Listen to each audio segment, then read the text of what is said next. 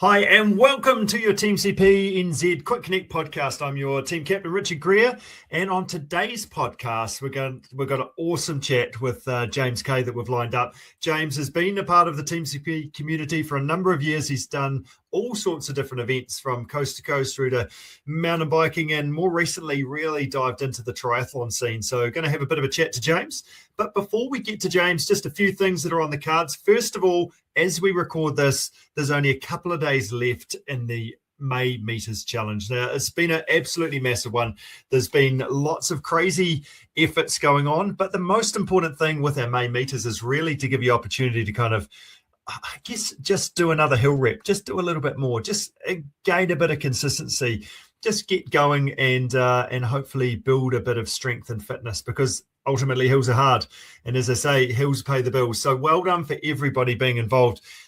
As I say, with a couple of days to go, a little bit of a summary of what's gone on. We've had 63 people being involved in our challenge, which is super cool. We've done collectively 568,367 vertical meters total. On average, per person has done 9,021 vertical meters. 25 people have surpassed the Everest, which is 8,848 vertical meters, which is pretty amazing. 9 people have done twice that much. 3 people have done a triple Everest, which is madness. There's been 1,481 activities with over, here we go, 104,807 minutes of action over 20,965 kilometers. There's some big stats. Pretty cool to be involved in this awesome community, and pretty cool to be able to, I guess, help facilitate all these awesome adventures that you guys are involved with. One of the other key things that has happened over the last, I don't know, maybe 6 months or so, we've just been developing our shop, which you might have sort of seen via our website, and sort of connecting with various brands and bits and pieces who I guess we can trust, brands that we use, brands that can help your adventures getting out there.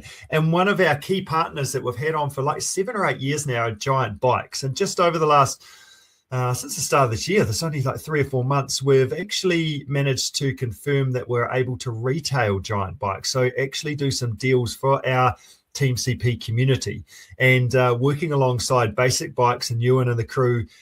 Basically, we can hook you up with a bike.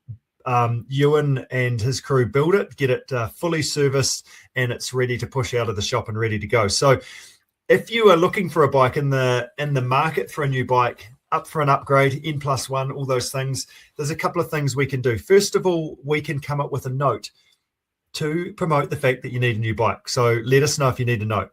If you're looking at a new bike, check out the Giant website, flick me a message to say, what about this one? And then I can check out to see what's available. We'll make sure that we're sussing out the right size for you and just kind of figure out if that's the right thing for you to do.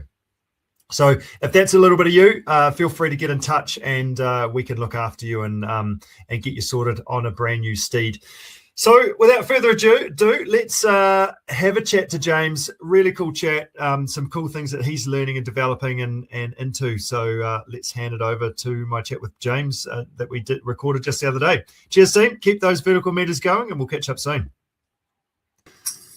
Hi, team. Welcome to our TeamCPNZ podcast. I'm pretty excited to have a chat to James Kay. James has been out there doing all sorts of things. We've worked together for a number of years now, doing all sorts of different stuff. But James has had a massive summer, continues to improve. He's done PB after PB. He's at Taupō 70.3. He had a really good race. He managed to qualify for Nice, and he's going to Worlds in September. He's just run the Hawke's Bay half marathon. He's run the Christchurch half. He's just recently been over to Western Sydney and done yet another PB over there. Geez, exciting times, James. There's been lots going on. Yeah, it's certainly been pretty busy this year. I certainly didn't expect to be going to France later on in the year, so I suppose that has given me a little bit more focus to do a few more events and try and be the best that I can be, I suppose. Yeah, and I guess that's probably one of my first questions was, what's the motivation? Why do you do this stuff? And is that the motivation for you? Just haven't quite figured out what that ceiling is yet, because you just seem to keep on blasting through it. Yeah, I suppose, well, I like to challenge myself and see what I can do. As you say, we've been working together a while. I think it's actually, I was thinking about this morning. I think it's 9 or 10 years that we've actually been doing things with the Coast to Coast initially. Yes. And then when I realised I wasn't very good in a kayak and spent too much time swimming, the Ironman events triathlon sort of started to take hold a little bit. Well, so yeah, and then it's just progressing from there. One of the things we do with our coaching is we want to make a plan, we want to have a crack at it, and want a review of how you've gone. And I've got event reviews from 2017 here, I think, or 2018. So what do we got? I'm going to run you through a bit of a list here. You said that coast to coast, but you've also had dabbled in mountain biking a little bit as well, haven't you? But listen to this list: Ashburton half marathon, Rakaia Salmon Run, Mission Mount Summers, Queenstown, Long Beach, Hamner, Sheffield mountain bike race, Motatapu, La Race, McLean 6 Hour, Pioneer, Motatapu, Rolleston Duathlon, Lake Hood, Rakaia Salmon Run. There's a couple here that I haven't put the names of the actual event. Mini Oxman, Taupō 70.3, Taupō 70.3, Christchurch Half Marathon, Western Sydney, Taupō 70.3, Christchurch Half, Cairns 70.3, Lake Hood, Western Sydney, Queenstown Marathon, Taupō 70.3, Christchurch Half Marathon, Ironman. We've got Mini Oxman. We have got Taupō 70.3, Christchurch Half, Western Sydney, and Hawke's Bay Half. Yes, I should be a lot better, really, shouldn't I? Yeah, it's good, but still improving. So you're getting better. So I don't think you can complain about that. No, it's been good. I think being more consistent and having multiple goals and multiple targets just helps me, keeps me fit if I've got something to aim for. Yeah. And yeah, with the Ironman events, sort of get to do a little bit of traveling and see a bit more of the world, I suppose. Yeah, good. So let's we can jump all over the place here, but let's talk about traveling the world. Ironman was one thing on that list, wasn't there? Tell us a little bit about that experience last year. Well, after doing quite a few halves, I decided that I needed to make that step up. I think I usually finish a 70.3 and don't want to do anything ever again. And I always said that if I ever finished a 70.3 feeling good, that was the point in which I needed to do a full. And I did finish 70.3 last year in Taupō feeling pretty good. Yeah. So then I had to find an event that was as flat and as quick as I possibly could to try and mitigate the pain that I was going to suffer. So I found it in Sacramento, California Ironman, which was a downriver swim and very flat and fast bike and run. So yeah, we went and shot over there and gave that a bit of a go. Bit of a nudge. I'm disappointed right now myself that I'm not more prepared, because you did share a photo, I think, to our athletes group chat around what you should look like in the middle of the event. Do you want to just describe that to us? Well, I like to think that the photographs are always going to come out really well, and you look fresh, and you look like the pros or something. But I don't. I look like I'm malnutritioned and about ready to die. So I'm not maybe sure which... partly dead, like a little bit zombie, potentially. Yeah, and I think at certain points, at certain points of most races, if I'm honest, but at certain points of California, I definitely felt less than average. Yeah, and it was a battle to keep going, but we got there. But you did it. You did well, though, eh? You still managed to perform well. The bike ride was good, and that run is always just a run of attrition, isn't it? When you're running a marathon at the back end of that day. Yeah, and I've done a few different triathlons now, as you know. It was my first Ironman, and there was a lot of things to take from that and learn from. I think where I was in the run was because of a few mistakes that I'd made. Yeah. And so it's a learning process. I'm not saying that I desperately want to go and do it again and see if I can improve on that, because it was quite an effort. But that's what I took from it. There was things that I could improve on and learn from, and I suppose I take that out of every race that I've done and see where I can improve. And there's always things you can do a little bit differently. And certainly in California, getting my nutrition slightly wrong was a bit of a schoolboy error, but it happens. So it's not easy to get nutrition right in an Ironman, just the nature of it.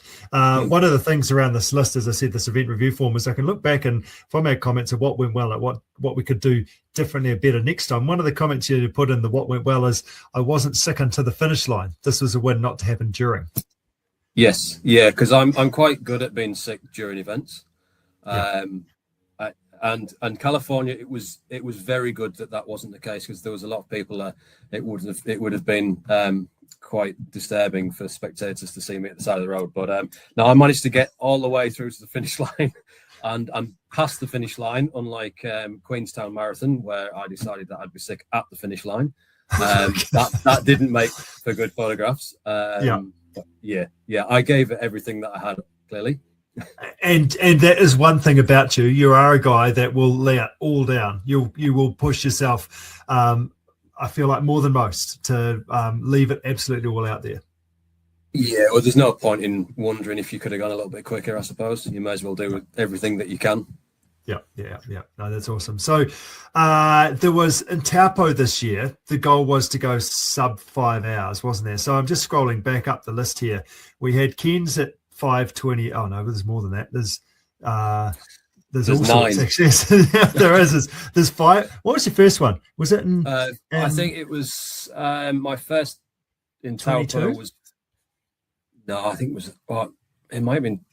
Yeah, around there. But my first was about 5 hours 35, and then the next one, which was I did the first one in December, and then the one in the March, and I actually got slower. Yeah, so you did from the first to second, but a lot of them were sitting around the 5.5 hours, and then Western Sydney was a bit of a jump. Yeah, and yeah, so the goal was to get to sub 5 for that, and yeah, got there just hanging on. Yeah. So last year, so you did 5:20s. You've been to Cairns. You've done 5:21 in 2024. You've and then Western Sydney was 5:13 in September last year. And a couple of years ago, and then you did 5:01.25. And this year the goal was to go sub 5 hours, which was 4 hours and 58 minutes. Yes. Yeah. I was pretty pleased with that. The bike course was slightly different.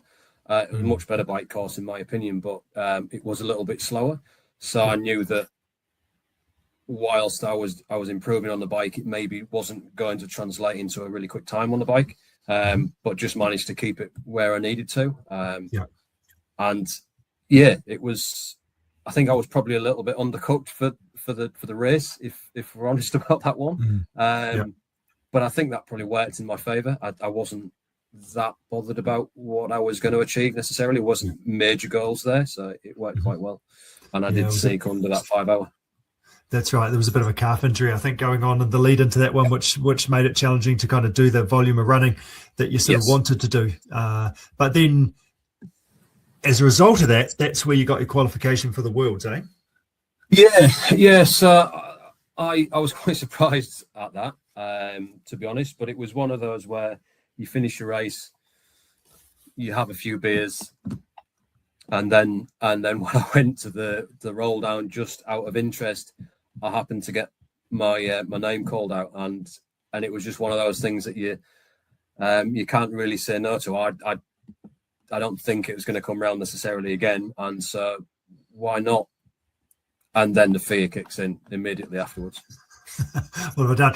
But the roll down's changed, hasn't it? You used to just keep going down until someone actually took it, but you've also got to be in a percentage of the winner. There's something else I've added in there to make sure that yes, so the time, you get your time adjusted based on your age group. And so it in theory makes it fair. I'm not quite sure, to be honest with you. But yeah, so you get your age graded result, and then they run through that in the roll down. And I was not going to kid myself. There was a lot of people that maybe didn't want to go to France. I'm fortunate enough to be able to do that. And so I took the opportunity, and now it's a case of get back into training and try and not be last. We'll talk a little bit more about that, but you've just been to Western Sydney as well, just recently, and 15th of May was was that event. How did that go for you? Yeah, that was good. I've done that a couple of times before, so I know it's a little bit quicker. So I suppose it was a case of wanting to give myself an opportunity to have a better race with a bit more training behind me, which is what I suppose Taupō was. And keen to see if I could just lower that time a little bit on what was a quicker course. And so that went well. As we've said, there's always something to learn from each race, and there is from that. But overall, it was solid swim, bike, and run, and got my time down a little bit as well. So yeah, pretty pleased with that one. That's awesome. Let's talk a little bit more about the swim, the bike, and the run, because it hasn't always come easy to you. As you mentioned, you were you've done coast to coast. You realise that kayaking is really not my gig, and then you've taken up swimming, and it hasn't been super easy either. Tell us about your journey from kind of a beginner through to where you are at the moment, swimming sort of 35 minutes or so, 30 low 30s for your 70.3 distance. Yeah, so I suppose I'm one of those standard people that think they could swim, or at the time think they could swim, but actually really couldn't. And so when we entered the first race, I honestly, my lungs were going to explode after doing 2 lengths of a 25-meter pool. Yep. So I quickly realised that was a bit of an issue. I just had this thought that because I could swim a little bit when I was a child, I'd be fine, but evidently that's not quite the case.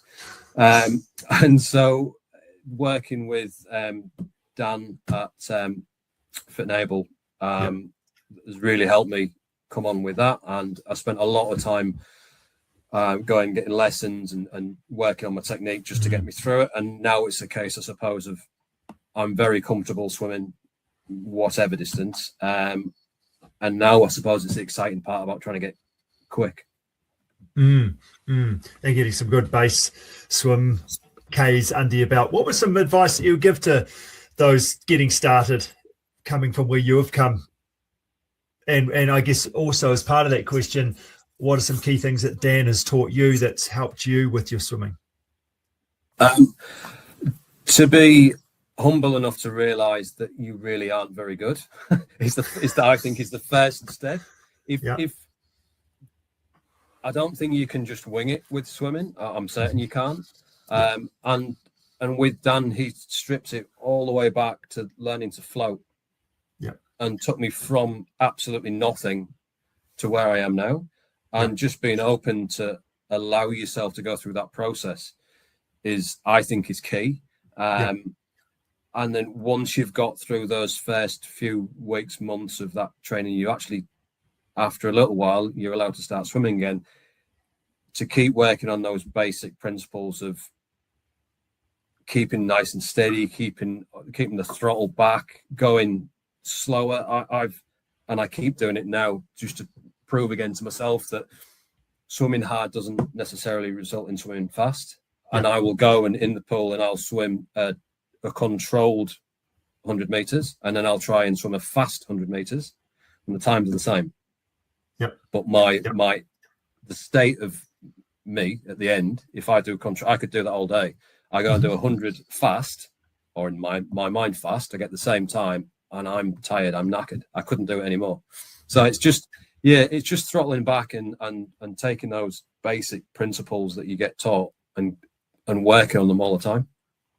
And reminding yourself that your swim is kind of a warm-up for your triathlon, really, isn't it? It's not a significant amount of time compared to the time that you're taking on the bike and on your run.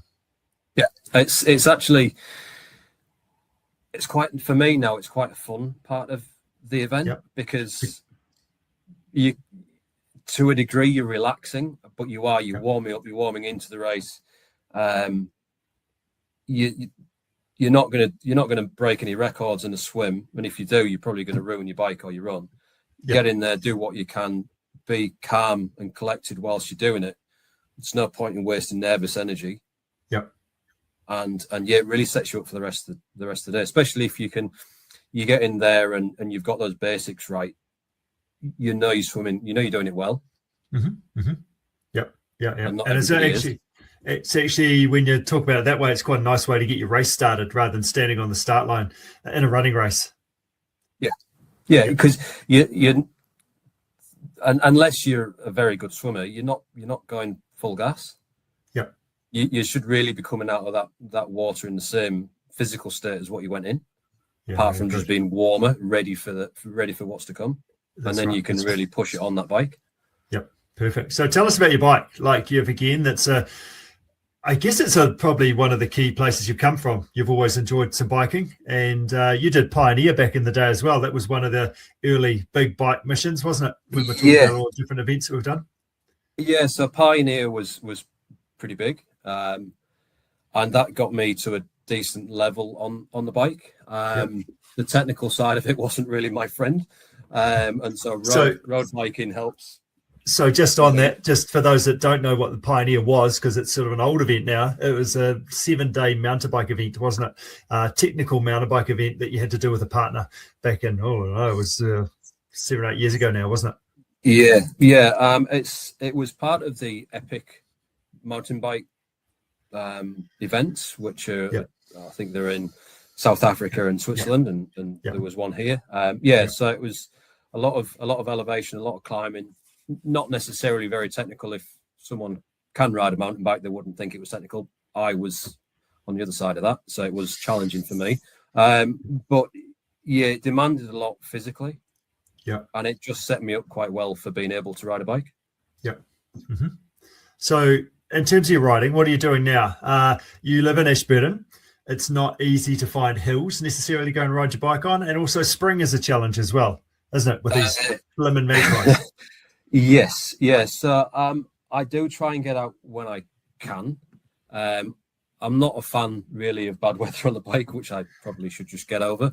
But I've got a really good setup at home. I've got Zwift. I've got bikes on roller and on the fixed.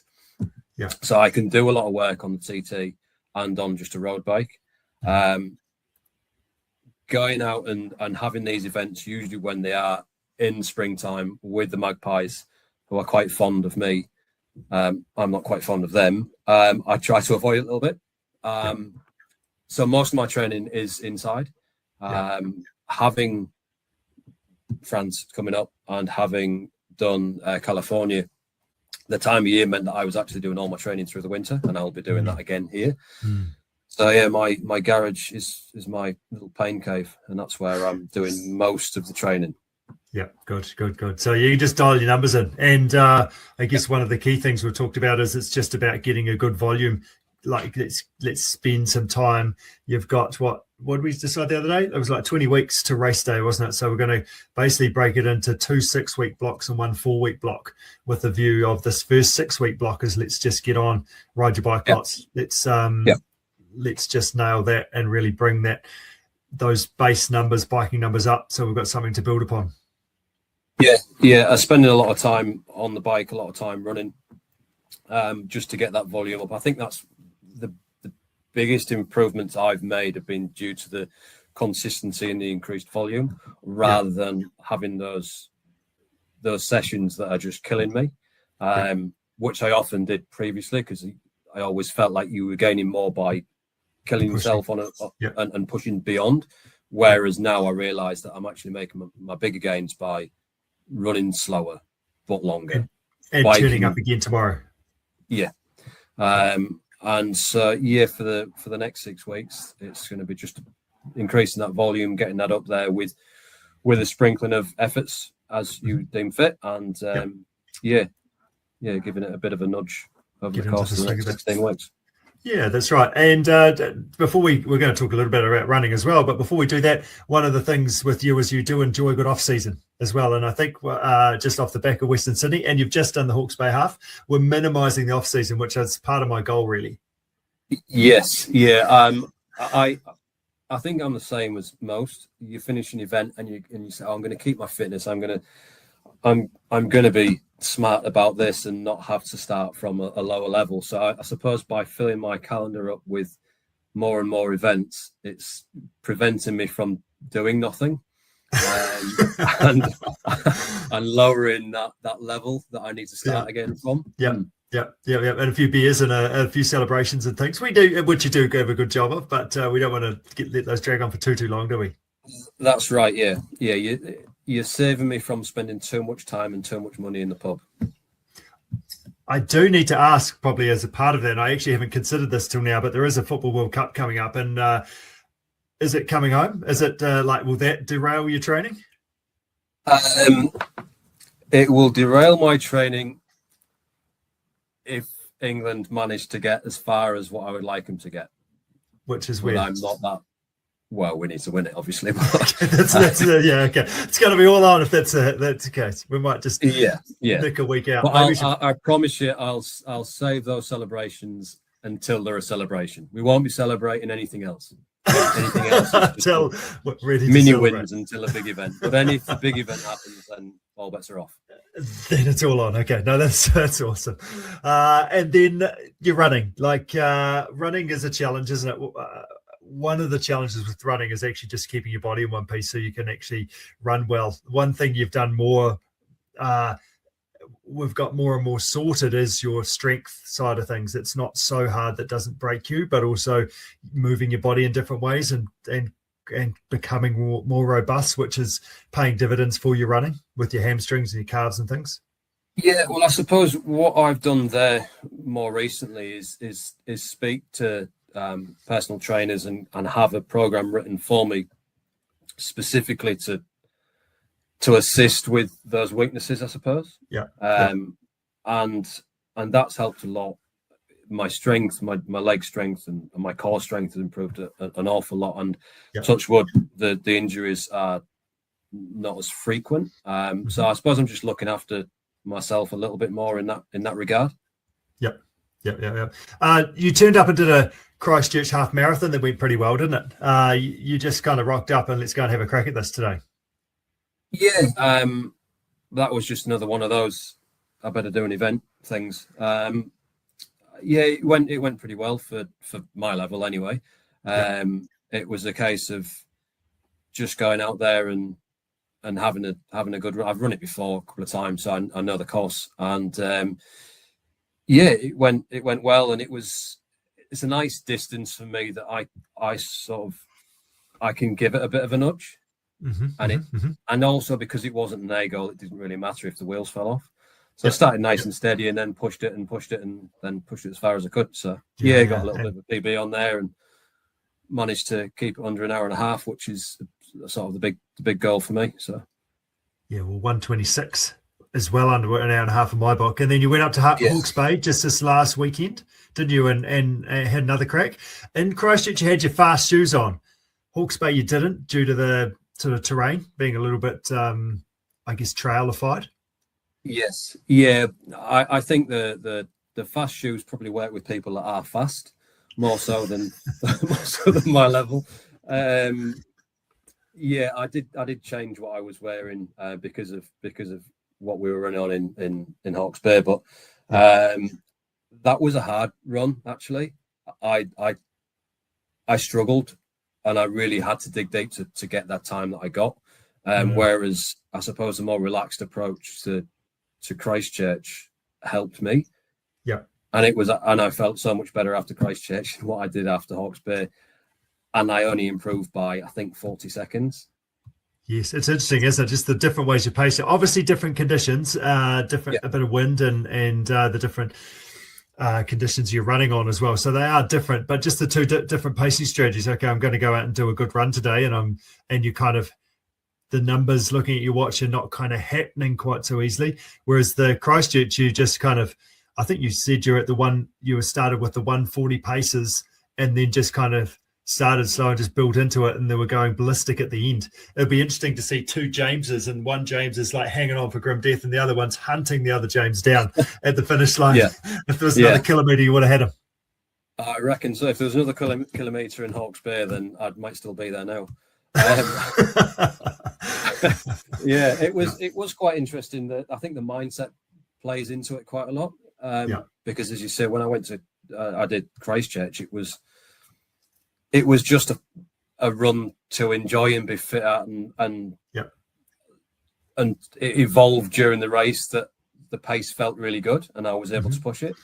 Whereas Hawke's Bay, my mindset was I'm going to try and go quick and then it was a struggle from sort of 3 or 4K in. I was thinking this is going to be hard, and I was hanging on at the end.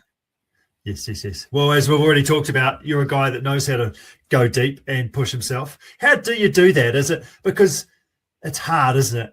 All you want to do at that stage is I just went off. I just went out. How do I do this? Like, how do you keep yourself in it and pushing hard to your limits?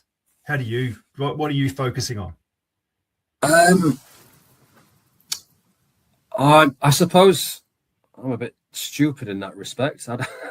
I just want to keep going and not fail. Yeah. I'd rather to me it's a failure if I tell myself it's okay to stop. Yeah. I think I don't like that. So just having a bit of mental strength of just pushing through it. I've just got to keep going. That's all I need to do. If the body gives up, then that's when you need to stop. But if your mind gives up, then that's really you're making that choice. Yeah. If someone tells me you need to stop going. Yeah. Mm-hmm. Yeah. Nice. I've got a wee graphic here, and we often show this one. This is the cooked toast graphic. I'm going to put that on the screen now, and you're going to give me some numbers. So, but we're going to talk about a couple of different events here as this comes up. You tell me when you can see that. Can we see that yet? You can see it. Is it there now? It is. Oh no. That's this one. It's this one. Right. There we go. We got it now. Yep. Okay, so 1 is burnt toast. You're in pieces. Number 9 is just lightly toast. You'd almost say, is this being toasted? How toasted were you? Let's say at a bit of a starting point at the Ironman in the US. How toasted were you at the finish line? 1 to 9. I would say 1. Okay, right. So that's our baseline. That's we've calibrated this thing. What about Taupō this year? Taupō 70.3. How toasted were you at that finish line? I'd say a 5. A 5. Okay, so pretty in control, running well to the finish. The next event this summer, what did we do next? It was Christchurch half marathon, the one you talked about, paced well, finished reasonably strong. What number would you give that? 7. A what? Oh, did you say a 7? A 7, yeah. Oh, okay, right. Probably should have gone a bit harder at the end then. I think I should have gone a bit harder at the start. Okay, and what about Western Sydney? That was your next event. How would you feel that one went? How were you feeling at the finish line? That was a PB, obviously, in your 70.3 of under that 5 hour mark. I was probably more a 3 there. That was starting to turn ugly. Okay, right. Well, that's what I like, something a bit more 3-ish. And then what about in the race just in the weekend for the Hawke's Bay half marathon? A 1. Okay, you're a definite 1. Yeah. Really? Not even a 2? Oh no, I've learned to control my pacing, which is quite important in the Ironman events in 7.3, which allows me to finish a little bit better. Because if it goes to the 1 in an Ironman, then it can really go very wrong. So that's why I've sort of learned how to pace better. I'm still giving it everything I've got, but I'm not finishing and being a complete write-off. That's right. Yeah. But Hawke's Bay was different. Hawke's Bay was, it was all in, and then it was hanging on for dear life. Yeah, good. You had a job to do and you did it, and it's another PB, so that's pretty fun at the same time, isn't it? So, yeah, I guess it's well done for putting your toe on the start line. I do laugh sometimes. We've got a plan for the weekend, and I check Strava on Sunday evening. It's like, oh, James has just done another race this weekend. What was that one? Okay, he's turned up to the Christchurch half. Okay. No, it keeps it interesting anyway. Well done for that. So what's the next plan? What's the thing you're looking forward to in terms of the build up for this your big event in Nice? I'm looking forward to seeing those improvements across the 3, and I suppose getting closer to whatever that potential might be, whatever I can get to. I'm never going to get to the pointy end of these things, but I'm getting closer, and it just feels good to be making those improvements. So I don't have any specific goals other than, as I said, not to come last in Nice. But if I can just improve myself in those 3 events, even just a tiny bit, that's what sort of feels good. That is good. And one thing I've found over time working with you and working with others is it just takes time to improve these things. I think sometimes we try for too much and try to improve too fast and then cook ourselves, whereas it just takes time over years, doesn't it? And that's what you built up with both your technique, your efficiency of movement. You've got that base of how you train, you know how to listen to your body. You're stronger now, you're more robust now, and you're seeing the improvements just quietly get stronger and fitter and faster. Yeah, and I suppose for me, it's trying to remove the ego out of it. I think that if you can remove that element and just understand the process better, which I think I do now, it allows you to improve. But if, like I have been previously, if you just, I can be so much better and I'll just work really hard and I'll get there quickly, it doesn't work. You just cook yourself. So nice work, James. Awesome. Well, thank you so much for sharing. Well done on all your adventures, and looking forward to helping you out with this next massive adventure. And all the TeamCPNZ community are definitely behind you and look forward to following your journey. Thank you very much. Appreciate it. Good job. Well done, James. Talk soon.